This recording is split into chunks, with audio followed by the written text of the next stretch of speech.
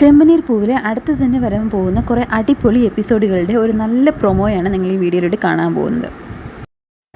വർഷയുടെ അമ്മ കുറേ നാളായിട്ട് വർഷേനെയും ശ്രീകാന്തിനെയും അവരുടെ വീട്ടിലേക്ക് കൂട്ടിക്കൊണ്ട് പോകാനുള്ള പ്ലാനിങ് ആണല്ലോ. അപ്പം അതിൻ്റെ ഭാഗമായിട്ട് അവർ ചന്ദ്രമതിനെ കാണാൻ വരുന്നുണ്ട്.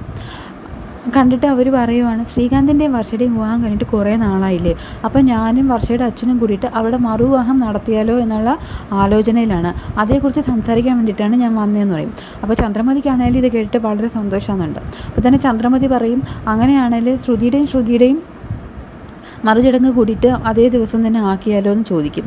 വർഷയുടെ അമ്മ പറയും, അതിനെന്താ, അത് അങ്ങനെ തന്നെ നടക്കട്ടെ എന്ന് പറഞ്ഞിട്ട് നല്ല ഓഡിറ്റോറിയമൊക്കെ ഞങ്ങൾ ബുക്ക് ചെയ്തിട്ട് ഞങ്ങൾ വിളിക്കാമെന്ന് പറഞ്ഞിട്ട് പോവാണ്. അങ്ങനെ ചന്ദ്രമതിയാണെങ്കിൽ ശ്രുതിയുടെ അടുത്ത് ചെന്നിട്ട് പറയും, ഇങ്ങനെ വർഷയുടെയും ശ്രീകാന്തിൻ്റെയും മറുചടങ്ങ് നടത്താൻ വേണ്ടിയിട്ട് അവരുടെ വീട്ടുകാർ തീരുമാനിച്ചിരിക്കുകയാണ്.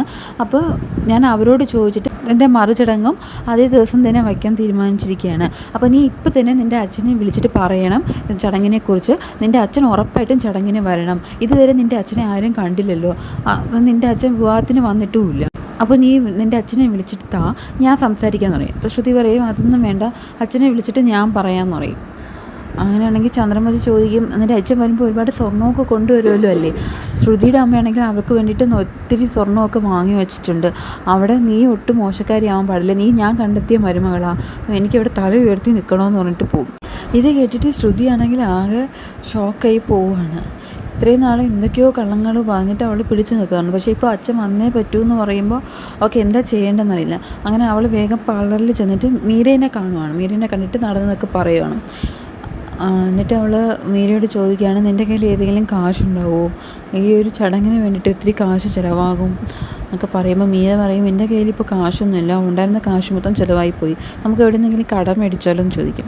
അപ്പോൾ ശ്രുതിയാണെങ്കിൽ വേറെ മാർഗ്ഗം ഇല്ലാഞ്ഞിട്ട് അവളുടെ അമ്മേനെ വിളിക്കുവാണ്. ശ്രുതിയുടെ അമ്മേനെ വിളിച്ചിട്ട് ഇവിടുത്തെ ചടങ്ങിൻ്റെ കാര്യമൊക്കെ പറഞ്ഞിട്ട് കുറച്ച് കാശ് ആവശ്യമാണെന്ന് പറയും. അപ്പോൾ ശ്രുതിയുടെ അമ്മ പറയും, വിഷമിക്കേണ്ട, എങ്ങനെയും കാശ് ഒപ്പിച്ചിട്ട് നിന്നെ വന്ന് കാണാമെന്ന്. അങ്ങനെ ശ്രുതിയുടെ അമ്മയാണെങ്കിൽ കാശുമായിട്ട് ശ്രുതിനെ കാണാൻ പാർലറിലേക്ക് വരുവാണ്. പാർലറിലേക്ക് വന്നിട്ട് അവരുടെ കയ്യിലുണ്ടായിരുന്ന കാശെടുത്ത് ശ്രുതിയുടെ കയ്യിൽ കൊടുക്കുകയാണ്. അപ്പോൾ ശ്രുതി ചോദിക്കും, അമ്മയുടെ കയ്യിൽ എവിടെ നിന്ന് അമ്മ ഇത്രയും കാശ്, ഇത് കുറച്ചധികം ഉണ്ടല്ലോ എന്ന് ചോദിക്കുമ്പോൾ ശ്രുതിയുടെ അമ്മ പറയും, നിൻ്റെ ആദ്യത്തെ വിവാഹത്തിലെ താലി അതിന് എൻ്റെ കയ്യിലല്ലായിരുന്നു തന്നത്, ഞാനത് വിറ്റു, അങ്ങനെ കിട്ടിയ കാശായതെന്ന് പറയും. അങ്ങനെ കാശ് കൊടുത്തിട്ട് ശ്രുതിയുടെ അമ്മ പോവുകയാണ്.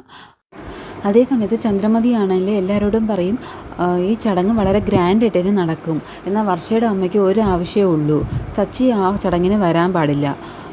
എൻ്റെയും ആവശ്യം അത് തന്നെയാണ്. സച്ചി ഏത് പരിപാടിയിൽ പങ്കെടുത്തു കഴിഞ്ഞാലും അതിലെല്ലാം ഒരു പ്രശ്നം അവനുണ്ടാക്കും, അതുകൊണ്ട് ഇത്തവണ ഈ ചടങ്ങിന് അവൻ പങ്കെടുക്കാൻ പാടില്ലെന്ന് പറയും. അത് കേട്ടിട്ട് രേവതി പറയാൻ, സച്ചേട്ടൻ വരുന്നില്ലെങ്കിൽ ഞാനും വരുന്നില്ലെന്ന് പറയും.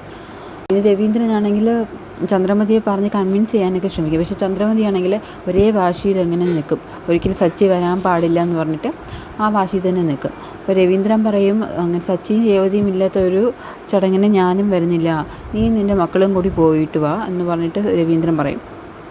അപ്പോൾ അത് കേട്ടിട്ട് വരുന്ന ശ്രീകാന്താണെങ്കിൽ എല്ലാവരോടും പറയും, എൻ്റെ വിവാഹത്തിനോ എനിക്ക് ആരും ഉണ്ടായിരുന്നില്ല, അപ്പോൾ ഈ താലി കോർക്കുന്ന ചടങ്ങിനെങ്കിലും എല്ലാവരും എൻ്റെ അരികിൽ വേണമെന്ന് എനിക്ക് ആഗ്രഹമുണ്ട്, അതുകൊണ്ട് സച്ചിയേട്ടനെതിരൊന്നും പറയരുത്, ആരെന്ത് വേണേലും പറഞ്ഞോട്ടെ, ഞാനല്ലേ ക്ഷണിക്കുന്നത്, സച്ചിയേട്ടൻ ഉറപ്പായിട്ടും വരണമെന്ന് പറയും.